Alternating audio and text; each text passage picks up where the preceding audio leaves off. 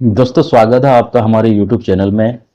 मैं डॉक्टर अरविंद कुमार। मैं आज बात करने वाला हूं कुछ बरसात के दिनों में इन्फेक्शन से होने वाले डिजीज के बारे में। दोस्तों, अभी बरसात बारिश की समय है और अभी जो मोस्ट कॉमनली जो इन्फेक्शन वाले जो डिजीज देखने को मिलते हैं वो है टाइफाइड फीवर, डेंगू, मलेरिया। तो इनमें से आज हम टाइफाइड के बारे में बात करेंगे कि टाइफाइड क्या है, इनका ट्रीटमेंट हम लोग कैसे कर सकते हैं, ये कैसे फैलता है, इनका मैनेजमेंट क्या है, कैसे बच सकते हैं। दोस्तों, टाइफाइड एक बैक्टीरिया से होने वाली डिजीज है जिनका नाम है साल्मोनेला टाइफी। अनहाइजेनिक मेंटेनेंस की वजह से फैलता है, खास करके फीको ओरल रूट। मतलब अगर कोई आदमी वॉशरूम यूज कर रहा है और अपना हाथ नहीं धो रहा है और वो किसी खाद्य पदार्थ को छू लेता है और वो खाद्य पदार्थ आप खा लेते हैं, उसके वजह से ये बैक्टीरिया का इन्फेक्शन आपके बॉडी पे पहुंच सकता है और आप टाइफाइड की चपेट में आ सकते हैं। टाइफाइड को हम लोग एंटेरिक फीवर भी कहते हैं क्योंकि ये हमारे आंतों में होने वाले इन्फेक्शन की वजह से होता है। टाइफाइड दोस्तों बारिश के समय में किसी भी सीजन में हो सकता है, खास करके बारिश के समय में इन्फेक्शन वाली बीमारियां कुछ ज़्यादा ही फैलती है, तो इस केस में हमें ज़्यादा सावधान रहने की ज़रूरत है। तो आज हम बात करते हैं टाइफाइड के बारे में।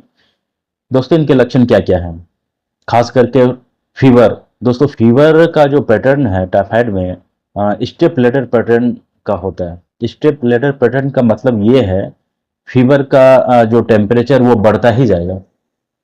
यानी अगर 100 डिग्री फ़ारेनहाइट है तो वो 102 डिग्री फ़ारेनहाइट हो जाएगा, 103 हो जाएगा, 104 हो जाएगा, तो ये बढ़ता ही जाता है। तो इसको हम लोग स्टेप लेडर पैटर्न फीवर कहते हैं, जो खास करके टाइफाइड के फीवरों में पाया जाता है।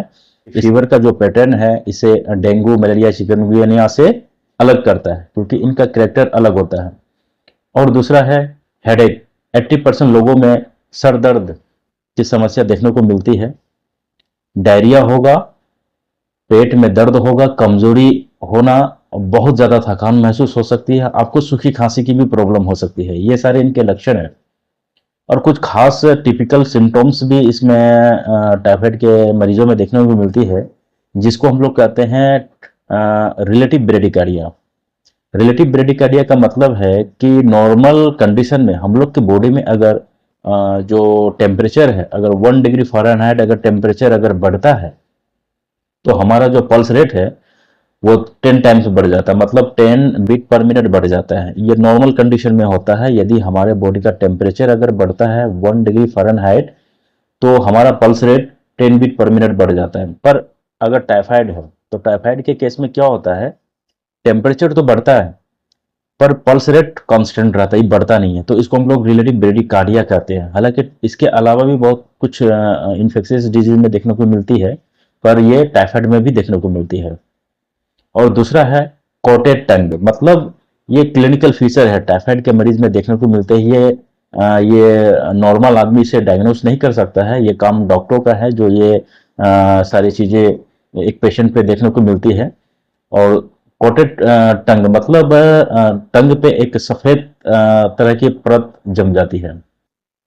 और दूसरा है रोज स्पॉट, मतलब गुलाबी कलर की छोटे छोटे दाने हमारे शरीर पे, खास करके पेट और छाती में देखने को मिलती है। और दूसरा है हेपेटोस्प्लेनोमेगाली, मतलब लीवर का साइज बढ़ता है और खास करके इसमें स्प्लीन का भी साइज बढ़ जाता है। तो ये सारे क्लिनिकल फीचर्स हैं टाइफाइड के मरीजों में देखने को मिलते हैं। लक्षण पेशेंट बताता है, पेशेंट उसको अपना लक्षण के बारे में बता सकता है, बट जो साइंस है, जो क्लिनिकल फीचर्स है, ये काम सिर्फ डॉक्टरों का होता है, उसको आइडेंटिफाइड करना और उसके अकॉर्डिंग ट्रीटमेंट प्लान करना। तो दोस्तों, अगर टाइफाइड अगर किसी को हो रहा है तो तुरंत हमें ट्रीटमेंट करनी लेनी चाहिए। अगर ट्रीटमेंट प्रॉपर टाइम नहीं ले या फिर टाइम से अगर आप डिले करते हैं, लेट करते हैं, तो आपकी जान भी जा सकती है। अगर टाइफाइड का ट्रीटमेंट अगर सही तरीके से नहीं हो रहा है तो इनके कॉम्प्लिकेशन ये है कि डायरिया के साथ ब्लीडिंग होना, पेशेंट शॉक में जा सकती है, हमारी आंतों पे छेद हो सकती है जिसको हम लोग पेनल परफोरेशन कहते हैं। इस केस में आपको लेप्रोटोमी तक कराने की नौबत आ जाती है लोगों को, आपको ऑपरेशन कराना पड़ सकता है अगर आपके आंतों में छेद हो गई हो तो पेशेंट शॉक में जा सकता है। सेप्सिस मतलब पूरे बॉडी में इन्फेक्शन फैल सकता है। तो दोस्तों इस पे लापरवाही बिल्कुल भी नहीं करे। अगर इस तरह के लक्षण हैं, अगर फीवर है 5 दिन 7 दिन, तो आप अपने डॉक्टर से जरूर मिलें। तो हम लोग इसको डायग्नोसिस कैसे करते हैं? तो डायग्नोसिस करने के लिए हम लोग कुछ टेस्ट करते हैं, जैसे कि सीबीसी, कंप्लीट ब्लड काउंट। इस केस में हमें नॉर्मली बैक्टीरियल के जो भी इन्फेक्शन होते हैं उसमें डब्ल्यूबीसी का लेवल आप देखेंगे सीबीसी रिपोर्ट में वो बढ़ा हुआ होता है 12,000, 20,000, 25,000। बट टाइफाइड के केस में डब्ल्यूबीसी का लेवल कम होता है, जिसको हम लोग ल्यूकोपेनिया कहते हैं। इश्नोफिल का भी लेवल कम होता है, जिसको हम लोग इश्नोपेनिया। फिलिया का मतलब हो जाता है इश्नोफिल का काउंट बढ़ जाना, और इश्नोपेनिया का मतलब होता है उनका लेवल घट जाना। तो ल्यूकोपेनिया और इश्नोपेनिया ये दो कंडीशन टाइफाइड के सीबीसी रिपोर्ट में देखने को मिलती है। अगर लिवर फंक्शन टेस्ट करते हैं तो उसमें माइल्ड इन्फ्लामेशन होता है, इंजरी होती है, जिसमें कि एसजीपीटी और एसजीओटी का लेवल भी बढ़ा हुआ मिलता है। तो इसमें जो गोल्ड स्टैंडर्ड डायग्नोसिस प्रोटोकॉल है, जिसके अकॉर्डिंग डॉक्टर ट्रीटमेंट प्लान करते हैं, उनको हम लोग कहते हैं ब्लड कल्चर। ब्लड कल्चर का एक ड्रॉबैक ये है कि अगर आप एंटीबायोटिक का ट्रीटमेंट ले लिए हैं ओरली या फिर इंजेक्टल फॉर्म में, तो ये क्या होता है ना कि एंटीबायोटिक हमारे बैक्टीरिया को मारने लगता है, तो उसकी वजह से उनका जो कल्चर रिपोर्ट नेगेटिव आने लगती है। तो दोस्तों एंटीबायोटिक लेने से ब्लड का कलेक्शन ले लेना, उसके बाद एंटीबायोटिक ट्रीटमेंट शुरू करनी चाहिए। अगर एंटीबायोटिक के बाद अगर ब्लड कल्चर का टेस्ट किया जाता है वो नेगेटिव भी आ सकता है। तो इसीलिए ट्रीटमेंट से पहले हमें ब्लड कल्चर करा लेना चाहिए। ये बहुत ही गोल्ड स्टैंडर्ड डायग्नोस्टिक प्लान है टाइफाइड के लिए। हम लोग यूरिन कल्चर भी करते हैं, पर वो उतना सिग्निफिकेंट नहीं है। हम लोग स्टूल कल्चर करते हैं। इसका इम्पोर्टेंस ये है, हम लोग कैरियर पता करते हैं। कैरियर का मतलब ये है कि हमारे आंतों में जो साल्मोनेला टाइफी बैक्टीरिया है जिससे हमारा टाइफाइड होता है, वो हमारी आंतों पे रहती है, बट उनका हमारे शरीर पे कोई लक्षण, कोई साइन देखने को नहीं मिलते हैं। मतलब कि पेशेंट एसिम्प्टोमेटिक होता है। इसे हम लोग कैरियर कहते हैं। इस केस में हम लोग पता करने के लिए हम लोग स्टूल कल्चर करते हैं। पेशेंट एकदम ठीक ठाक होगा, कोई लक्षण नहीं दिखाई देगा, पर बैक्टीरिया उनकी आंतों पे प्रेजेंट रहता है। तो इस चीज को हम लोग आइडेंटिफाइड करने के लिए स्टूल कल्चर करते हैं। अगर स्टूल कल्चर पॉजिटिव है तो उसका ट्रीटमेंट प्लान ये है ना कि सिफोफ्लॉक्सासिन 750 mg दिन में 2 बार 1 मंथ तक देते हैं। क्योंकि दोस्तों इसका सबसे इंपॉर्टेंट ट्रीटमेंट ये है। टाइफाइड के बहुत सारे लोग ये कहते हैं कि ट्रीटमेंट शुरू होने के 1 से 2 दिन के बाद फीवर अगर तो 2-3 दिन में सबसाइड हो जाता है, और उनका जो लक्षण है 7 से 10 दिन में कम हो जाता है। तो लोग इसमें एंटीबायोटिक ट्रीटमेंट बंद करते थे, जो कि बहुत नॉर्मली भूल करते हैं। क्योंकि इस केस में ये होता है कि आपका लक्षण तो चला गया, फीवर सबसाइड हो गया, पर वो जो बैक्टीरिया होता है वो आपके बॉडी में प्रेजेंट रहता है। अगर आप कंप्लीट ट्रीटमेंट नहीं लेते हैं, ये बैक्टीरिया रिलेप्स कर सकता है, दोबारा आपको टाइफाइड हो सकता है। और इसका सबसे बड़ा डिसएडवांटेज ये है, जो आपने एंटीबायोटिक ली है वो हो सकता है कि नेक्स्ट टाइम में वो एंटीबायोटिक प्रॉपर तरीके से आपकी बॉडी पे काम नहीं करे, जिसको हम लोग कहते हैं एंटीबायोटिक रेजिस्टेंस। तो इस केस में हमें क्या करना है, तो इसलिए प्रॉपर ट्रीटमेंट होना बहुत जरूरी है। तो इसका ट्रीटमेंट हम लोग किस तरह से करते हैं?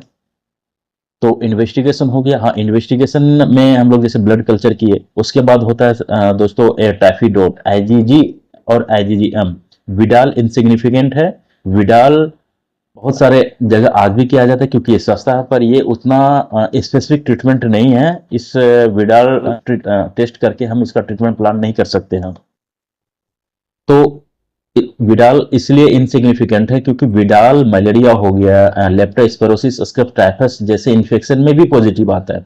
तो इसीलिए स्पेसिफिक ट्रीटमेंट प्लान अगर हम इसमें करते हैं तो फिर हम सही तरीके से टाइफाइड को ट्रीटमेंट नहीं दे सकते। तो विडाल इनसिग्निफिकेंट है। ये बहुत जगह आजकल अच्छे अच्छे डॉक्टर इनको कराते भी नहीं है। अगर कराना है तो टाइफीडोट, आईजीजी और आईजीजीएम कर सकते हैं। तो इस करते हैं जैसे कि आईजीजी मतलब ये क्रोनिक इन्फेक्शन को रिप्रेजेंट करता है कि पास्ट में हुआ होगा, ये कभी हुआ होगा। और आईजीएम अगर प्रेजेंट है तो इसका मतलब कि प्रेजेंट में मतलब इनको इन्फेक्शन है, हम लोग ट्रीटमेंट प्लान कर सकते हैं।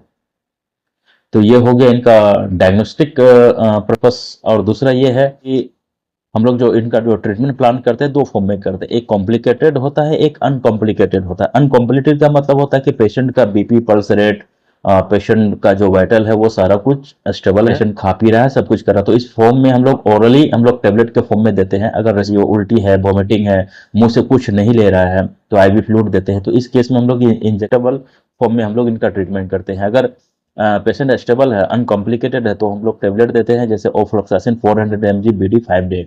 अगर रिस्पॉन्ड किया तो 5 डे और कंटिन्यू करते हैं। अगर 5 डे देने के बाद भी अगर रिस्पॉन्ड नहीं किया तो ओफ्लोक्सासिन के अलावा सिफिक्साइम 400 mg BD 5 डे तक हम लोग कंटिन्यू देते हैं।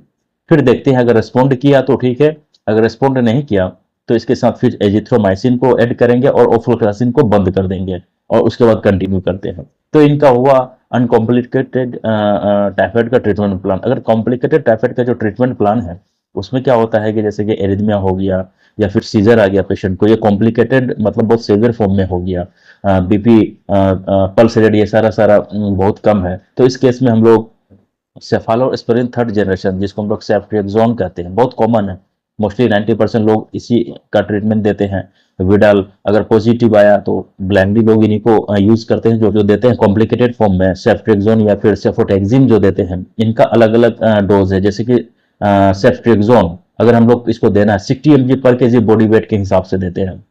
60 mg पर केजी बॉडी वेट 1 से 2 ग्राम दिन में 2 बार 7 से 14 दिन तक हम लोग देते हैं। या फिर सेफोटेक्सिम 80 mg पर केजी बॉडी वेट के हिसाब से हम लोग 7 से 14 दिन तक हम लोग इसको कंटिन्यू कर सकते हैं। अगर इसमें भी कभी कभी क्या होता है ना कि बहुत सारे पेशेंट में सेफ्ट्रिएक्सोन भी काम नहीं करता है, चार्लेस हो गया, होता यही है कि 5-7 दिन जैसे विडाल टेस्ट आप का रिपोर्ट आया, टाइटर ओ और टाइटर एच को देख के सेफ्ट्रिएक्सोन 5-10 दिन चला, उसके बाद उसको छोड़ देते हैं। फीवर सबसाइड हुआ, इनका साइन और सिम्टम सबसाइड हुआ, लोग इसको ट्रीटमेंट लेना बंद कर देते। इस केस में क्या होता है कि वो लक्षण से तो ठीक हो जाता है, उनका साइन सिम्टम्स तो ठीक हो जाता है, बट बैक्टीरिया उनके बॉडी में प्रेजेंट हो जाता है और ये रेसिस्टेंस डेवलप करने कर जाता है। तो इस केस में कभी कभी क्या होता है कि हम लोग सेफ्ट्रिएक्सोन भी देते हैं, सेफिक्सिम या फिर ओफ्लोक्सासिन एजिथ्रल देने के बाद भी कोई रिस्पॉन्स नहीं मिलता, तो हम लोग लास्ट में फिर इसको हम लोग कहते हैं एक्सटेंसिव ड्रग रेसिस्टेंस। तो इस केस में हम लोग मेरोपिनम देते हैं 1 ग्राम IV TDS 10 से 14 दिन तक हम लोग देते हैं इस केस में, हाईली रेसिस्टेंस के केस में। तो दोस्तों अब बात आती है क्या स्टेरॉइड का कोई रोल है टाइफाइड में? तो हाँ, अगर पेशेंट को टाइफाइड फीवर है और शॉक में अगर पेशेंट जा रहा है तो इस केस में हम लोग स्टेरॉइड दे सकते हैं 3 mg पर केजी बॉडी वेट, 1 mg पर केजी बॉडी वेट के हिसाब से 6 आवर में दे सकते हैं, टोटल 8 डोज। ये होता है इनका स्टेरॉइड का डोज। 2 दिन तक हम लोग देंगे, उसके बाद टेपर कर देते हैं। तो ये स्टेरॉइड करो, अगर पेशेंट अगर रिस्पॉन्ड कर रहा है तो बहुत अच्छी बात है, अगर नहीं कर रहा तो फिर हम लोग फिर और नेक्स्ट ट्रीटमेंट के लिए हम लोग जाते हैं। तो दोस्तों ये टाइफाइड की हम बात करेंगे कि हम इसको कैसे रोक सकते हैं। खास करके टाइफाइड जो होता है वो दूषित कॉन्टामिनेटेड फूड या वाटर, दूषित पानी या खान पान खाने से वजह से जो इनका बैक्टीरिया साल्मोनेला का जो ट्रांसमिशन होता है, उस चीज़ को रोकने के लिए हमें साफ सफाई पे ध्यान देने की ज़रूरत है। अगर आप बाथरूम या टॉयलेट यूज करते हैं उसके बाद अपने हाथों को अच्छी तरह धोएं, खाना खाने से पहले अपने हाथों को अच्छी तरह से धोएं। बाहर अगर आप खाना खाने जा रहे हैं तो कम से कम कोशिश करें कि वो साफ सफाई का अच्छी तरह से ध्यान रख रहे हैं।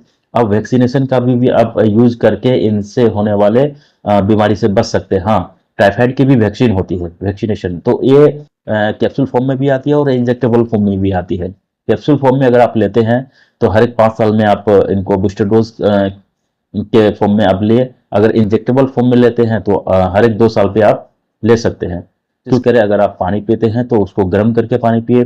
अगर फल या फिर सब्जियां अगर बाजार से लाके अगर आप खाते हैं तो सबसे पहले उसको गर्म पानी में आधा घंटा तक छोड़ दे और उसके बाद उस फल सब्जी का आप इस्तेमाल करें। साफ सफाई का ध्यान रखें, घर को साफ रखें।